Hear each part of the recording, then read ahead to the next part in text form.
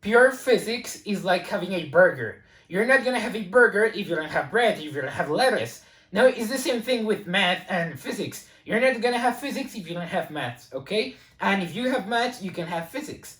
And now I have maths, I have been doing some math videos, but now I also want to do some physics videos. And we're gonna start all the way from the beginning, okay? So let's start. Now, same way you cannot have a burger without meat or tomatoes, you cannot have physics without vectors or scalars. So today, those are the two concepts that I want to talk to you about and show you that they are pretty easy to understand.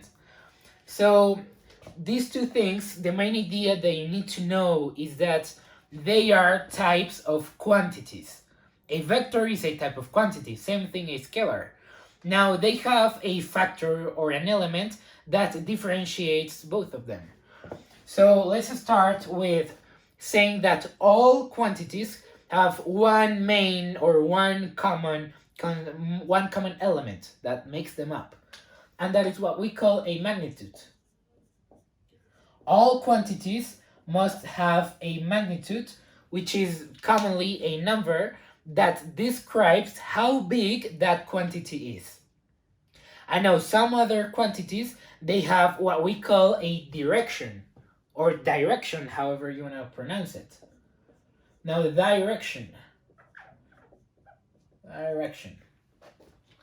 Now, how do these two things relate with vectors and scalars? Let me give you an example. Let's suppose there is a box that is standing at, or just, sitting at point A.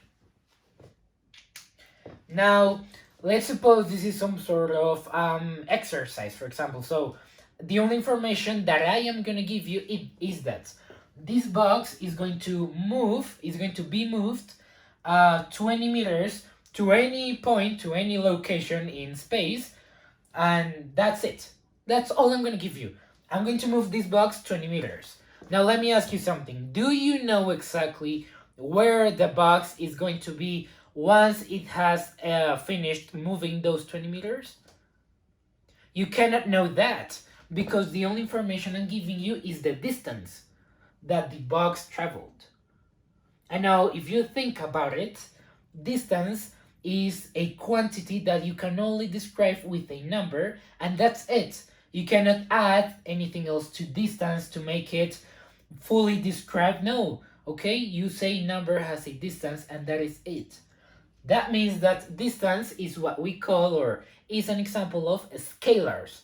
Scalars are, in this case, the quantities that only have magnitude. Only magnitude. And now, following with this exercise, let's suppose now I tell you that this box will be moved 20 meters distance to a point B. So let's suppose point B is right over here. Now, if I ask you, where is the box going to be when it has moved those 20 meters? Well, you're going to be able to tell me that it is in point B. Because I gave you a direction, that distance will be expressed or will be manifested in. And that is what we call a vector. So in this case, vectors have both a magnitude, I'm just gonna write it mag, and a direction. And those are types of quantities that we, in this exercise of the box, is what we call a displacement, okay? Displacement is the distance, so it would be the scalar, and the direction that distance is happening. In this case, the box is moving 20 meters to point B. That is displacement. And in this case, displacement is a vector because it's giving you how big that movement is, its magnitude, and it is also giving you its direction. Where is that movement going? And that is what we define as a vector and a scalar. Scalars are quantities that only have a magnitude, and you cannot describe them as some sort of direction, or they do not have any direction or way in space that they are expanding themselves or expressing themselves.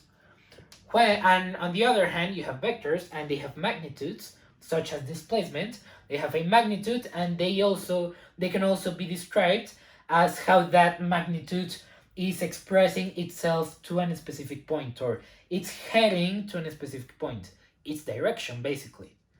So I hope you guys understood this example, and I hope that you guys enjoyed this video, of course, and see you in the next one.